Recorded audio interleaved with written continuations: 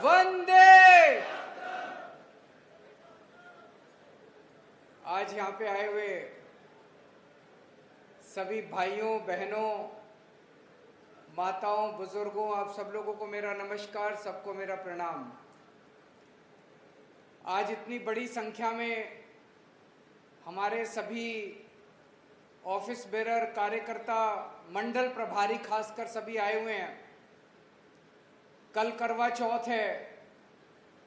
हमें उम्मीद नहीं थी कि इतनी बड़ी संख्या में दिल्ली के कोने कोने से सभी मंडल प्रभारी यहाँ पहुँच पाएंगे, लेकिन आप यहाँ समय निकाल के अपने परिवार से इजाज़त लेके, परिवार का समय पार्टी को दे के आज यहाँ इतनी बड़ी संख्या में आए, इसके लिए बहुत बहुत शुक्रगुजार हूँ मैं। कल जैन साहब भी छूट गए जेल से, तो इसके साथ ही सभी देशभक्त अब जेल के बाहर आ गए हैं। अमानतुल्लाह खान रह गया। मुझे उम्मीद है कि उन्हें भी जल्द न्याय मिलेगा और वो भी जल्दी जेल से छूट के आएंगे। उनके लिए भी लड़ाई लड़ रहे हैं हम, बड़े से बड़े वकील खड़े कर रहे हैं, सब कुछ कर रहे हैं। अभी जब इन लोगों ने हमें सबको, मेरे को, जैन साहब को, मनीष सिसोदिया को, संजय सिंह को, विजय नायर को, विभव को, सब लोगों को जेल में डाला, इनका मकसद तो था पार्टी को तोड़ने का, लेकिन पार्टी एकजुट रही और उसका सबसे बड़ा कारण आप लोग हैं, हमारे कार्यकर्ता हैं, हमारे मंडल प्रभारी हैं, हमारे विधानसभा अध्यक्ष हैं, हमारे एमएलए साहब हैं, हमारे जितने पार्टी के आप लोग ऑफिस बेरर्स, कार्यकर्ता हैं, आप लोग जिम्मेदार हैं कि पार्टी आज इतनी मजबूती के साथ खड़ी रही। शायद भारत के इतिहास में किसी पार्टी के ऊपर इतना जबरदस्त हमला नहीं किया गया जितना हमला आम आदमी पार्टी के ऊपर किया गया, लेकिन हमारे कार्यकर्ता हमारी सबसे बड़ी ताकत हैं। आप लोग डटे रहे। एमएलए तो छोड़ो, ये एक कार्यकर्ता को भी नहीं तोड़ पाया आम आदमी पार्टी के पिछले 2 साल के अंदर।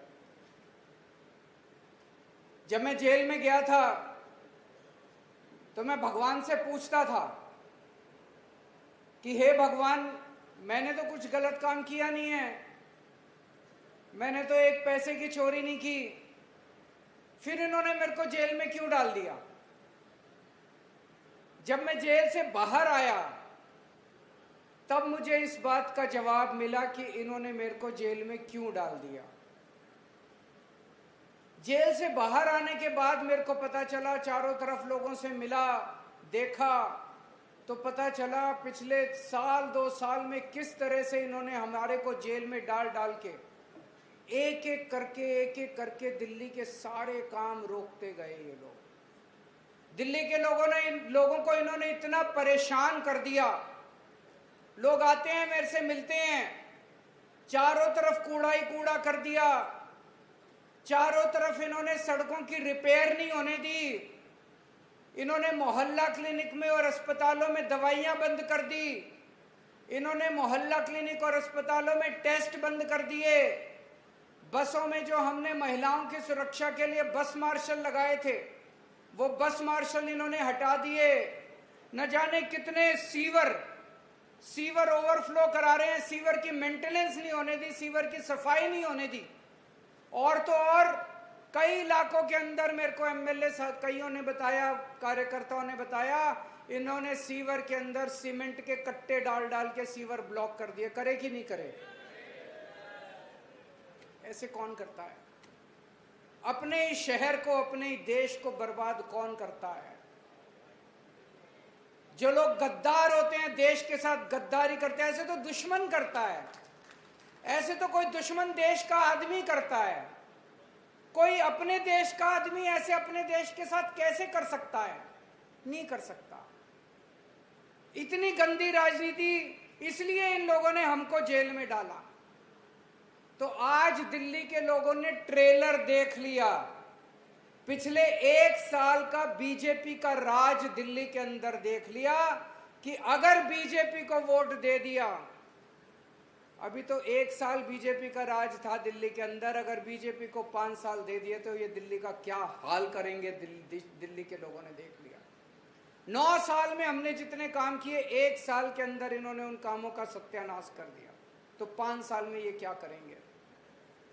इनके पास मौका था। एलजी इनके हैं। एलजी को इस्तेमाल करके जैसे इन्होंने काम रोके, उसी एलजी को इस्तेमाल करके ये काम करवा देते।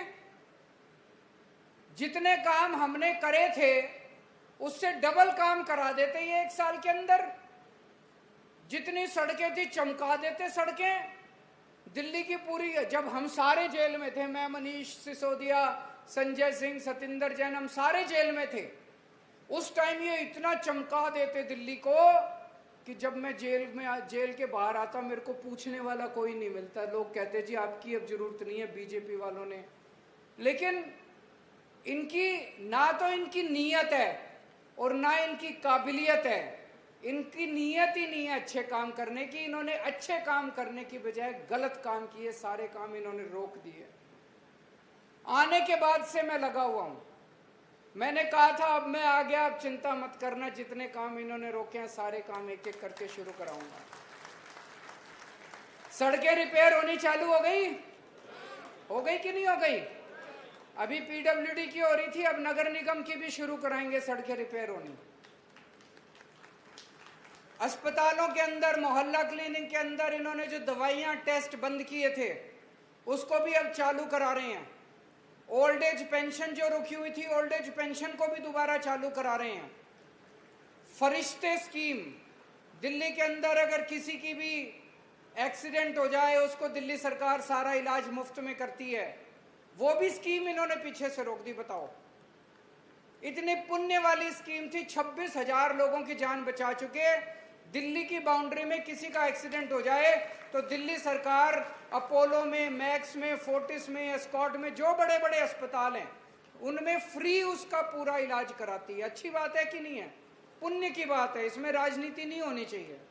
वो स्कीम भी इन्होंने रोक दी, लेकिन हमने वो चालू करा दी, दोबारा चालू हो गई। हमने स्कीम बनाई थी कि अगर आप सरकारी अस्पताल में जाते हो, आपका टाइम पे, मान लो वहां पे सीटी स्कैन कराना है, मशीन खराब है सरकारी अस्पताल की, लंबी लाइन है, तो आप प्राइवेट अस्पताल में जाके अपने टेस्ट करा लो, दिल्ली सरकार उसका सारा खर्चा उस प्राइवेट अस्पताल को देती है, आपको पैसे देने की जरूरत नहीं है। हमने स्कीम बनाई थी कि अगर आपको ऑपरेशन कराना है, सरकारी अस्पताल में गए, डॉक्टर के पास टाइम नहीं है, डॉक्टर 2 महीने बाद की डेट देता है, आपको वेट करने की जरूरत नहीं है, 2 महीने में तो मरीज ही मर जाएगा। हमने स्कीम बनाई थी आप प्राइवेट में जाके अपना ऑपरेशन करा लो, सारा खर्चा दिल्ली सरकार देगी। ये सारी स्कीमें इन्होंने मेरे पीछे से रोक दी। आने के बाद सारी स्कीमें चालू करा दी। अब अपना करा लेना, कोई दिक्कत नहीं है आपको। एससी समाज के लिए, दलित समाज के लिए, एसटी समाज के लिए, ओबीसी के लिए, गरीबों के लिए, ईडब्ल्यूएस के लिए हमने स्कीम बनाई थी कि उनके बच्चे, जो इंटेलिजेंट बच्चे होते हैं, कंपटीशन के पेपर देते हैं, कंपटीशन के लिए कई बार कोचिंग करनी पड़ती है, बिना कोचिंग के लिए बच्चा तैयार नहीं होता। हमने स्कीम बनाई थी भाई कोचिंग वाले के पैसे, उसकी फीस हम देंगे। आजकल कोचिंग बड़ी महंगी हो गई। इंजीनियरिंग की कोचिंग करो 2-2.5, 3-3 लाख रुपए ले लेते हैं वो कोचिंग वाले। तो एक गरीब आदमी कहाँ से 2.5-3 लाख रुपए देगा अपने बच्चे के लिए? तो हमने स्कीम बनाई थी उसकी कोचिंग का सारा खर्चा हम देंगे, वो भी इन्होंने बंद कर दी। अभी पिछले हफ्ते हमने वो सारी स्कीम्स, दिल्ली सरकार ने, आतिशी जी ने दोबारा चालू करा दिया हम लोग। और भी जितने काम है सारे काम हम दोबारा चालू करा रहे हैं। 5 साल में हमने जितने काम किए थे, इनका मकसद है वो सारे काम खत्म करने का। क्यों? क्योंकि इनकी 22 राज्यों में सरकारें हैं, वहां आवाज उठने लग गई है। जैसे गुजरात का चुनाव में लड़ने गया पिछली बार, वहां जनता इनसे, बीजेपी वाले से पूछ रही थी, भाई केजरीवाल ने दिल्ली में, पंजाब में बिजली मुफ्त कर दी, गुजरात में क्यों नहीं करते? मध्य प्रदेश वाले पूछ रहे हैं कि हमारे यहाँ बिजली मुफ्त क्यों नहीं करते? वहां पे राजस्थान वाले पूछ रहे हैं, उत्तर प्रदेश वाले पूछ रहे हैं, उत्तराखंड वाले पूछ रहे हैं कि हमारी बिजली मुफ्त क्यों नहीं करते? हमारे महिलाओं की बस यात्रा मुफ्त क्यों नहीं करते? हमारा पानी मुफ्त क्यों नहीं करते? हमारे को इतनी शानदार सड़कें क्यों नहीं? हर जगह इनकी आवाज उठने लगी और इनके पास कोई जवाब नहीं है। तो इन्होंने एक ही तरीका निकाला है, पहले हमको गिरफ्तार करके दिल्ली के काम रोके, जब वो नहीं रुके तो अब इन्होंने प्लान करा है किसी भी तरह से दिल्ली की सत्ता पे काबिज हो जाओ और दिल्ली की सत्ता पे ये काम कराने नहीं आना चाहते, दिल्ली की सत्ता पे आना चाहते हैं। दिल्ली के काम रोको ताकि गुजरात वाले आवाज ना उठाएं, उत्तर प्रदेश वाले। अगर ये दिल्ली की सत्ता पे आ गए तो दिल्ली के जितने काम हम सब लोगों ने मिलकर 10 साल में मेहनत करी है, ईमानदारी के साथ काम करें, सारे बंद कर देंगे। 70 साल से इन पार्टियों ने कुछ नहीं किया, 75 साल इन पार्टियों ने कुछ नहीं किया, बस लूटा इन पार्टियों ने मिलकर। इतना पैसा कमा लिया, इनकी 7-7 पुश्तें घर बैठ के कमाएंगी। 70 साल से 75 साल से किसी पार्टी ने स्कूल, अस्पताल, बिजली, पानी की बात नहीं करी, उनके मुंह से नहीं निकलता। हरियाणा जाते हैं, जाट नॉन जाट करते हैं, महाराष्ट्र जाते हैं, मराठा नॉन मराठा करते हैं, कहीं और जाते हैं, हिंदू मुसलमान, बस इसी बात पे वोट मांगते हैं ये लोग। कभी काम के नाम पे वोट नहीं मांगे। पहली बार एक पार्टी आई है जो काम के नाम पे वोट मांग रही है। आप लोगों की पार्टी ने, आपकी पार्टी ने पहली बार एक ऐसा गवर्नेंस का मॉडल दिया है। 10 साल के अंदर जो काम हमने करके दिखाए आज तक इस देश के अंदर कभी नहीं हुए। शिक्षा का, स्वास्थ्य का, बिजली का, पानी का, बस सफर का, तीर्थ यात्रा का, ओल्ड एज पेंशन का, सड़कों का, जितने काम हमने करके दिखाए आज तक कभी किसी पार्टी ने नहीं किए। ये केवल दिल्ली की बात नहीं है, दिल्ली के कामों ने पूरे देश के अंदर एक उम्मीद की किरण जगाई है कि अगर एक ईमानदार सरकार आ जाए तो क्या नहीं हो सकता, सब कुछ हो सकता है। अगर ये बीजेपी का कब्जा हो गया दिल्ली सरकार के ऊपर तो दिल्ली नहीं बचेगी। और ये जो मॉडल एक छोटा सा पौधा है ये रौंद देंगे बीजेपी वाले, खत्म कर देंगे, परमानेंटली खत्म कर देंगे। तो ये जो उम्मीद है, ये आने वाला चुनाव इस उम्मीद को बचाने का चुनाव है। ये आने वाला चुनाव दिल्ली को बचाने का चुनाव है। आपको आम आदमी पार्टी के कार्यकर्ता के रूप में काम नहीं करना, आपको देशभक्त के रूप में काम करना। इस चुनाव के अंदर छुट्टी लेनी पड़ेगी। कौन कौन छुट्टी लेने को तैयार है? और आप ये समझ लेना, और जबरदस्ती हाथ मत उठाना, ईमानदारी से हाथ उठाना। मेरे को भाई मानते हो, सारे जने मानते हो, मेरे से वचन कर रहे हो आज आप लोग। कईयों के हाथ नहीं उठे, अब मेरे कहने से जबरदस्ती उठा दिए, पहले नहीं उठाए। छुट्टी लेनी पड़ेगी, 3-4 महीने छुट्टी लेनी है।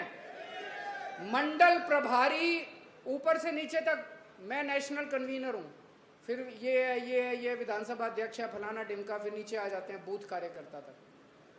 इस पूरी चेन में मंडल प्रभारी सबसे क्रिटिकल है। वो कहते हैं ना कटिंग एज, मंडल प्रभारी कटिंग एज पे बैठा है। और वो नीचे बूथ की टीम बनाएगा, उसके नीचे 5 बूथ आते हैं, वो नीचे बूथ की टीम बनाएगा, हर बूथ पे 11-11 कार्यकर्ता बनाएगा, और उसके बाद घर घर जाके अपना मैसेज देके आएगा। तो सबसे क्रिटिकल मंडल प्रभारी है।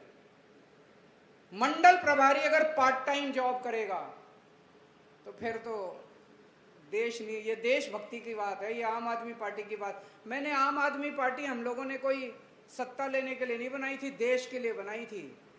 तो देश को बचाने की बात है तो पूरा टाइम देना पड़ेगा। भगत सिंह अगर पार्ट टाइम बेसिस पे काम करता, अगर Rajguru Sukhdev, Ashfaqulla Khan part time basis पे काम करते, सुभाष चंद्र बोस, बाबा साहब अम्बेडकर, गांधी जी अगर थोड़ी सी प्रैक्टिस कर लेते, चाचा नेहरू थोड़ी सी प्रैक्टिस कर लेते, आधा दिन उसको दे देते, देश नहीं आज़ाद होने वाला था। ये आज़ादी की दूसरी लड़ाई है, और इस आज़ादी की दूसरी लड़ाई में मेरे को बड़ा गर्व है कि हमारे लोग जेल जाके और जेल से बाहर आके आए हैं।